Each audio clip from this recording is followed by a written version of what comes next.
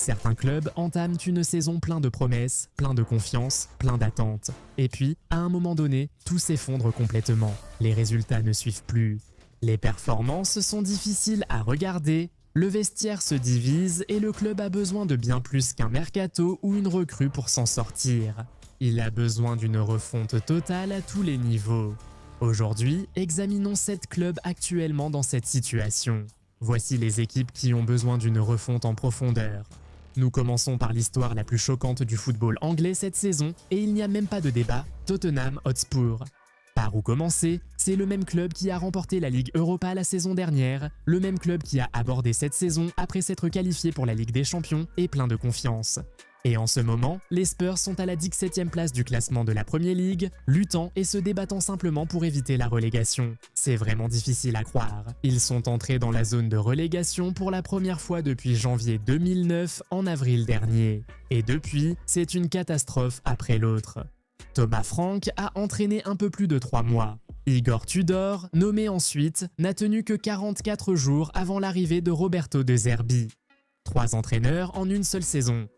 Le bilan à domicile a été embarrassant, avec seulement 2 victoires au Tottenham Hotspur Stadium sur la saison. La défense a été complètement perméable, encaissant en moyenne 1,61 buts par match. Pour un club de l'envergure des Spurs, ce n'est pas juste une mauvaise saison, mais un effondrement total. Une refonte de fond en comble s'impose. Et si les Spurs sont l'histoire la plus choquante d'Angleterre en ce moment, le club suivant sur cette liste est le plus frustrant, Chelsea. Des milliards dépensés, des stars recrutées, des entraîneurs qui se succèdent. Chelsea est actuellement 9e en Premier League après une défaite 3-1 à domicile contre Nottingham Forest, portant à 5 ses défaites consécutives à domicile en championnat. Cela fait suite à une raclée 3-0 infligée par Brighton, qui résume tout ce qui ne va pas à Stamford Bridge en ce moment. Même avec João Pedro qui s'est illustré en inscrivant 15 buts cette saison et le dernier match nul contre Liverpool, il n'y a aucune identité dans la façon dont cette équipe joue. Aucune structure cohérente, aucune âme. Le club a été éliminé de la Ligue des Champions par le PSG avec un score cumulé brutal de 7-3, et ce résultat disait tout ce qu'il fallait savoir. Le recrutement promettait un bel avenir grâce aux jeunes, mais l'effectif est surchargé, démoralisé et composé de joueurs qui ignorent leur rôle. Chelsea n'a pas besoin de nouveaux joueurs. Ils ont besoin d'un grand ménage, d'une idée claire et d'un leader avec une véritable vision pour que tout reprenne du sens. Le chaos à Stamford Bridge est bien réel. Mais pour le prochain club de cette liste, son chaos a éclaté au grand jour et est devenu très sordide. Parlons du Real Madrid, toujours l'un des plus grands clubs du monde, toujours une puissance sur le papier.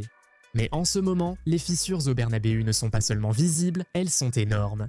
Il y a seulement quelques jours, le 7 mai, le club a confirmé avoir ouvert une procédure disciplinaire contre Federico Valverde et Aurélien Tchouaméni après une altercation physique à l'entraînement, Valverde ayant fini à l'hôpital, diagnostiqué d'un traumatisme crânio-encéphalique.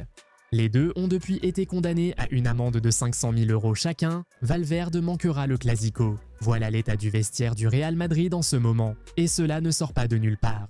Il y a une pétition avec plus de 30 millions de signatures demandant au club de vendre Kylian Mbappé. Les supporters sont à bout, les joueurs se battent entre eux.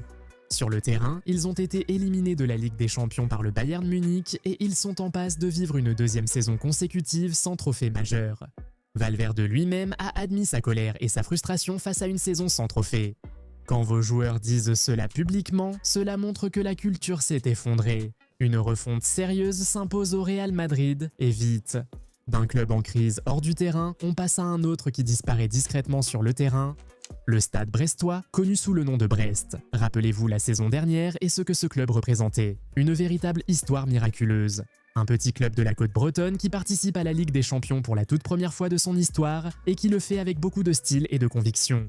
Cela a captivé l'imagination des fans de football du monde entier. Mais tout ce qui monte doit redescendre et Brest est redescendu brutalement cette saison.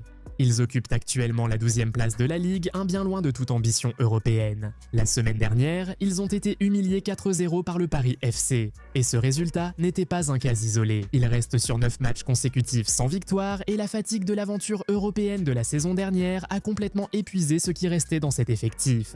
Ils encaissent en moyenne 1,65 buts par match et abordent leur dernier match de la saison demain contre le PSG sans rien à jouer, si ce n'est l'honneur.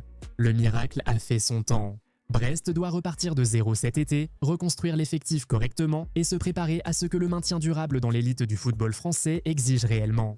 Ce n'est pas un travail glamour, mais s'ils ne font pas une vraie remise à plat maintenant, ils risquent de descendre encore plus bas au classement. En parlant de clubs qui doivent tout repenser, le prochain sur cette liste va vraiment vous surprendre. La Juventus, la vieille dame, le club le plus titré de l'histoire du football italien. Actuellement 4e en Serie A, avec l'Inter Milan déjà sacré champion, à 17 points devant eux. 4e place, pour la plupart des clubs, ce serait une raison de célébrer. Pour la Juventus, c'est la preuve à quel point ils sont tombés bas. Ce club a remporté 9 titres consécutifs, joué souvent en finale de Ligue des Champions et rivalisé avec les meilleurs d'Europe. Actuellement, ils enchaînent les matchs nuls qu'ils devraient gagner et peinent à battre des équipes résistantes. Ils ont fait un partout face à Hellas Vérone le week-end dernier. Il manque d'efficacité pour rivaliser avec les meilleurs d'Italie, l'effectif est talentueux, mais le système paraît réactif et sans inspiration. La mentalité de gagnant qui rendait la Juventus si redoutée semble aujourd'hui absente. Avant la dernière journée, ils luttent encore pour une place en Ligue des Champions l'an prochain. Les supporters de la Juventus ne devraient pas avoir ce débat en mai. Une vraie refonte n'est pas optionnelle. Elle se fait attendre depuis longtemps. Et tout comme la Juventus, le prochain club de cette liste finit toujours par être celui qui passe tout près. Borussia Dortmund bat l'Eintracht Francfort 3-2 au Signal Iduna Park pour confirmer sa 2e place en Bundesliga. À première vue, cela semble correct. En regardant le déroulement réel du match, on retrouve les mêmes problèmes qui ont tourmenté le BVB toute la saison. Francfort a marqué à la 78e seconde, pas à la 78e minute, à la 78e seconde, Dortmund a été pris complètement à froid avant même que le match ne commence.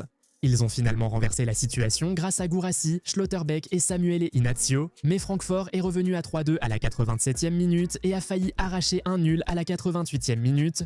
Même dans un match qu'ils devaient absolument gagner pour assurer la 2e place, Dortmund a failli tout gâcher. C'est toute l'histoire de leur saison. Assez talentueux pour gagner, mais mentalement fragiles au point de rendre chaque match plus difficile qu'il ne devrait l'être. Ils ont encaissé 34 buts en championnat cette saison, Serhou Guirassy a été brillant. Joe Bellingham a montré une vraie qualité. Ce club reste défini par ce qu'il n'arrive jamais tout à fait à accomplir. 2e en Bundesliga, cela paraît correct jusqu'à ce qu'on se souvienne que le Bayern a encore remporté le titre et que Dortmund s'interroge sur ce qui aurait pu être. Leur renouveau doit être mental et structurel. Et pour notre dernier club, leur renouveau est exigé par les supporters qui les aiment le plus. Liverpool, champion en titre de la Premier League, l'équipe que tout le monde redoutait en début de saison, se retrouve actuellement 5e au classement et doit véritablement se battre simplement pour se qualifier pour la Ligue des Champions l'année prochaine. 11 défaites en Premier League cette saison. Après des années où Anfield était l'un des stades les plus intimidants du football mondial, cette invincibilité s'est estompée. Les départs de Trent Alexander-Arnold et Luis Diaz cet été ont eu un impact plus fort que ce que le club voulait reconnaître publiquement. Le leadership et la créativité d'Alexander-Arnold n'ont pas été remplacés. Diaz s'est épanoui au Bayern Munich tandis que Liverpool a manqué de véritables options sur le côté gauche. Le jeu de pressing à haute intensité qui rendait le Liverpool de Klopp si irrésistible ne s'est pas totalement poursuivi à l'ère d'Arne Slot. L'effectif se trouve dans cette zone inconfortable, trop sollicité pour jouer le football heavy metal, mais pas encore assez intégré pour entamer une toute nouvelle ère de domination. Avec un été crucial et la Coupe du Monde qui arrive, les choix de Liverpool dans les mois à venir façonneront les 3 ou 4 prochaines années du club. La refonte n'est pas une question de savoir si elle aura lieu, mais du degré d'audace qu'ils sont vraiment prêts à assumer.